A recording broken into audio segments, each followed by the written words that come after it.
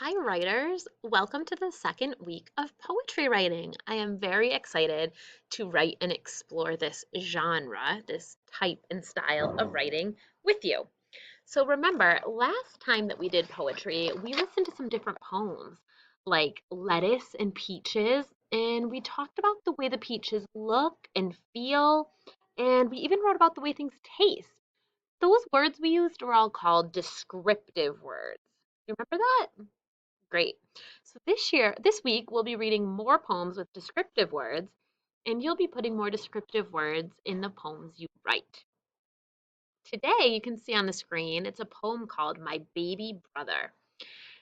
You can look at the words if you want, but I'd rather you just close your eyes and listen as I read. My baby brother's beautiful, so perfect and so tiny. His skin is soft and velvet brown. His eyes are dark and shiny. His hair is black and curled up tight. His two new teeth are sharp and white.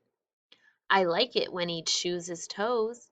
And when he laughs, his dimple shows. A dimple is just a small dent in your cheek or your chin. So now this time I want you to look and see if you find any descriptive words as I read, okay? My baby brother. My baby brother's beautiful, so perfect and so tiny. His skin is soft and velvet brown. His eyes are dark and shiny. His hair is black and curled up tight. His two new teeth are sharp and white. I like it when he chews his toes, and when he laughs, his dimple shows. Okay, my friends. So, what descriptive words did you hear in the poem? How did the poet describe her brother? Tiny, that's right. What else? Soft, velvet brown. What a nice description of his skin. Velvet brown. What else? Dark and shiny about his eyes. Yep, dark, shiny. Anything else?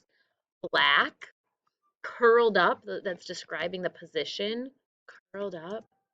Sharp and white. Very nice. Nice descriptions. It really helps us picture that baby in your mind. Could you see a picture of that baby? Good. That means you visualized as I read. Good for you. Okay.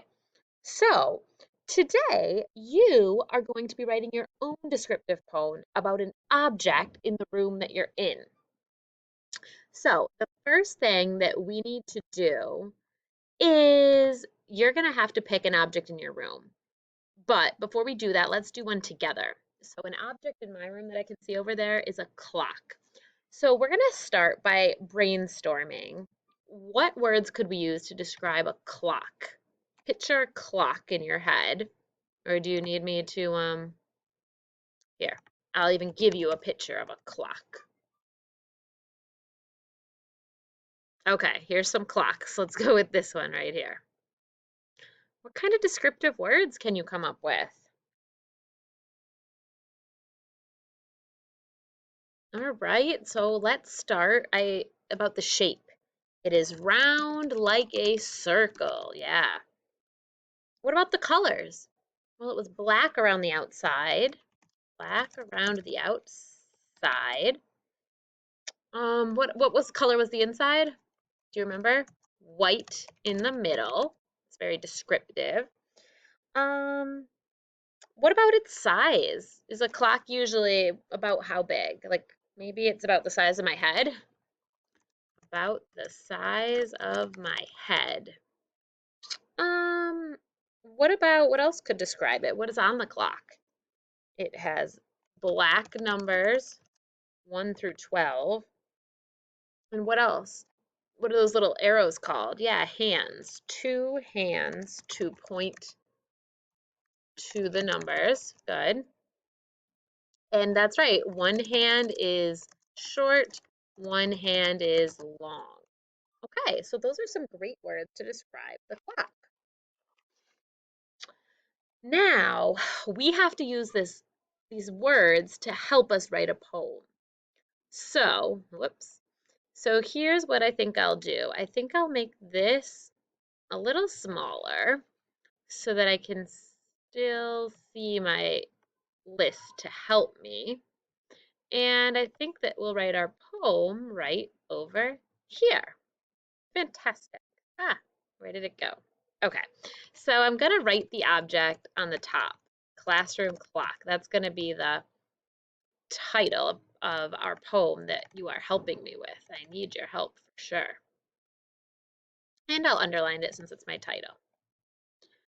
Okay, so I'm trying to think, how will we begin the poem? Well, let's go back and look at how Marianne Huberman started the poem, My Baby Brother. She just said, My baby brother's beautiful. So maybe we'll start the same way and we'll say, oops, I don't need to underline it. My classroom clock is beautiful. And she put a comma.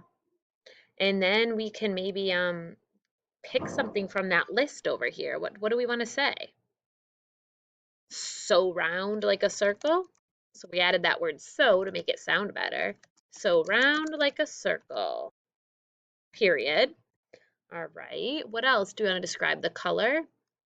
Okay, we said it's white in the middle. Some people call that the face of the clock. So what if we say it has a white face and a black rim all around? It's called the rim, kind of like the rim of a basketball hoop. Okay, what else is on our list? The hands, okay. It's one short hand and one long hand. What do those hands do? Point to bold black numbers. And what are the numbers? We said from 1 to 12. So from 1 to 12, they go around, like they go around. And then maybe we could end with a noise. What sound does it make when you hear a clock? Tick, tock, tick, tock. And maybe I'll put an exclamation point. All right, let's read it. Classroom clock. My classroom clock is beautiful, so round like a circle. It has a white face and a black rim all around. Its one short hand and one long hand point to bold black numbers. From 1 to 12 they go around. Tick tock, tick tock. I love it. Thanks for the help. Did it rhyme? No, poems don't have to rhyme. Did we describe it? Yeah. So look around your room right now and pick anything. Doesn't have to be something exciting. We just wrote a poem about a clock. It could be a water bottle or a face mask. After you pick your item, I want you to make a list in your notebook of the words that describe it, and then try your best to write a poem. If you get stuck, these are some questions you can ask yourself, writer. What does it look like? What words describe its shape? What words describe its color? What words describe its size? And when you finish, for a bonus, you know what could be fun? Read the poem to someone, but don't read the first line that tells them what the object is, and see if they can guess your object. Can't wait to read your work, poet. Good luck.